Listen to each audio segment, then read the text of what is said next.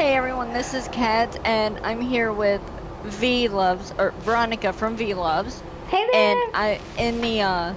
in the description you can check out her channel and a video that we made over on her Girl Talk episode. And we're gonna do a mommy scenario tag questions. Alright.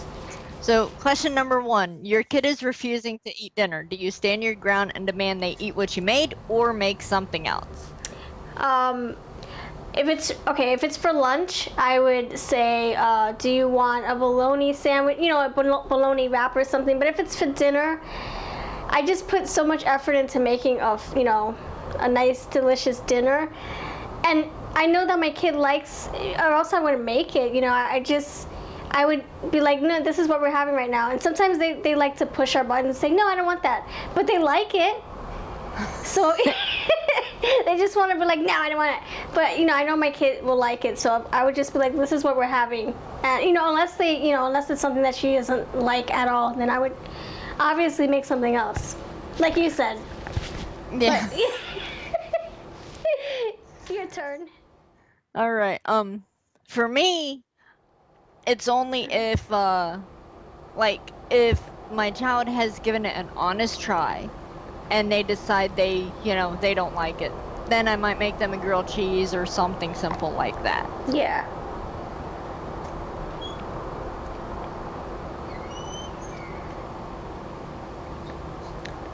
Your kid has a meltdown at the store. Nothing is working to calm them. Do you leave and come back another time or grit your teeth and finish shopping? Grit my teeth and finish shopping.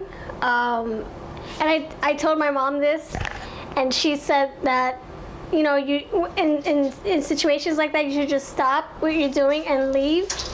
But sometimes there's like a long line, or if you took like an hour and a half shopping for everything, you don't want to just leave your stuff there. You want to just finish your shopping. So I would just grit my teeth and then, fix the problem after I've done, after I paid for my items. What about you?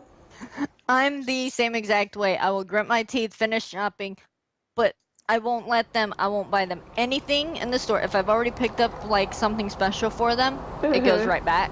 Yeah. Oh, yeah. Like if they have like toys or anything like that, yep, you're not getting that. But I'll get my stuff. So. Your child gets too many toys for their birthday or Christmas. Do you make some returns or save them for a rainy day? Okay, I'm gonna be honest. I will put them in my closet to either sell or regift. Just being honest, because my kid has way too much junk, to be honest with you. With me, for birthdays and Christmas or holidays, anything like that, well, coming from a child who got 30 to 40 gifts every year for Christmas, there's no such thing as too much. It's like, make room and let the kids play with them. And, although if I might encourage the child to go through and find any toys that she may not need, to donate to like CHKD or something like that. Yeah. Because I'm really big into charities and Yes. donating to like DAV, Samaritan House. Samaritan House out here is a woman's shelter for battered women who's been in abusive situations.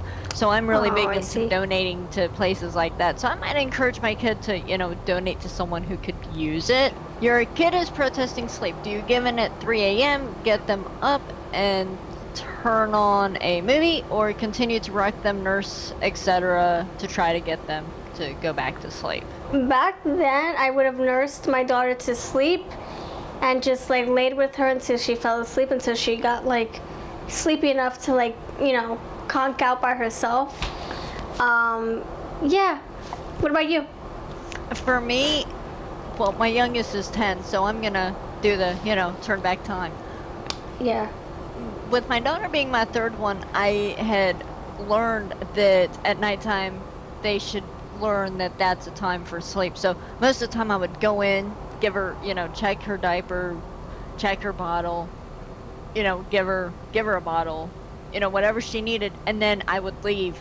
And I also believed in the cried out method. So if she didn't need a bottle, she didn't need a diaper change, she wasn't going to get picked up. You know, I was going to leave her there as long as she didn't need anything, and then basically sometimes I can't tell you how many nights she cried herself to sleep because most of the time all she wanted was to be picked up. And I know I'll probably get a lot of beef on the cry out method because some people don't believe in it, but Well, to each their own. You have to do what works best for your family. People can't really talk because they might do some things that we don't agree with. oh yeah, So, definitely. Yeah. You know, for me, it's like I believed in the cried out method, and it took me a while though, because my mom taught me about that one. She's like, oh, if they just want to be picked up at night, it's okay to let them cry themselves to sleep. Most of the time, 5-10 minutes later, she'd be out like a light, so it's not like she spent a half hour. And anything past 10 minutes, I would go and check on her just to make sure she was okay. Yeah. You know, so it's not like I would leave her in there the whole time. Yeah. Either, you know, I'd at least check, make sure she was still alright, and then walk out again. Yeah. And I never turned on the light. If it was nighttime, I didn't turn on the light so her body can get used to that it's Yes. nighttime. I did have a little nightlight though, so I could see when I go in there. Plus, I'm kind of afraid of the dark, so I always had a nightlight in her room. That way I could go in there. And I found, with her, I found putting in, I don't know if you know who he is, Jim Brickman. He's a new age artist, and he's an instrumentalist. And I actually bought a little CD player that I kept in her room, and I would put in his CD. He had a Disney songs album, and I would put it in, and she'd go right to sleep listening to him. So, it worked. It's as close to classical as I will personally get. Number 5, you have an appointment and no babysitter. Do you bring them with you or reschedule? Bring them with me. For me, depending on the appointment, like, if I have an appointment with an OBGYN and he's going to do, you know, those, depending on the age of my kid, It my depends. 10-year-old is Yeah. not going in there with me. Yeah. Yeah. But now an infant or, you know, someone that I can just stick in a stroller, okay. Yeah. You know, It depends on the doctor. My 13-year-old, I might take him, but I'd have him read a book in the waiting room. But he's Yeah. 13. Yeah, you're right. It depends on the doctor. It depends on their age as well. You have 20 minutes until unexpected company arrives. Do you rush to clean up your messy house or just figure, hey, it's okay, I've got kids? I rush to clean up as fast as I can. I don't want anyone seeing my clothes or my kids' stuff everywhere or my husband's stuff everywhere. So, yeah. For me, it depends on who it is. Like, if it's my aunt or uncle, it's like, oh, hey, you know, doesn't matter. But if it's like some family who doesn't even live in the same state, no. If the house isn't clean, we won't even answer the door until the house is. Yeah. So. Alright. Number 7, you're running late and only have time to do your hair or makeup. Which do you choose? Hair. Hair. Yeah. Because you don't wear makeup, At right? least running the quick brush through it. Number 8, you're at the park and another child pushes yours. Do you intervene and correct them or go find the child's parents? Oh, that's a tough one. Because, You don't want to okay, hear what my husband just said. I'm sure I can imagine because I probably feel the same way. Like there have been situations where there's no other parent in sight. I'm like, is this kid in the park by himself? Like, you know, then you feel like you have to say something. If you don't, they're just gonna keep doing it. So, but I would be nice about it. I wouldn't be like, don't do that. No, I would just be like, hey, we don't hit, we don't push.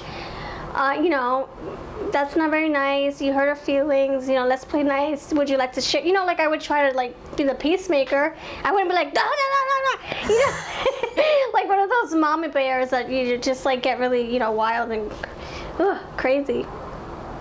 What about you? For me, I would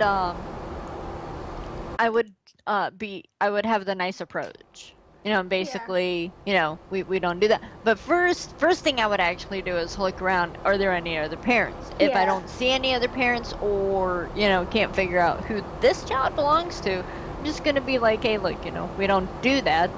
So It's same always answer. nice to have a nice approach. Yeah. Oh yeah, for sure. All right, that is all on the questions. Not Yep. bad. Not bad. Definitely not. All right, everyone. If don't forget to check her video in the in my description. Subscribe to her channel if you like her stuff, because she's really awesome. Aw, thank you. So are you. You're welcome. We have so much in common. I didn't realize how much we had in common. So that's so cool. Yes, it is. And if y'all like this video, please feel free to hit like, subscribe, share, and y'all have a wonderful evening.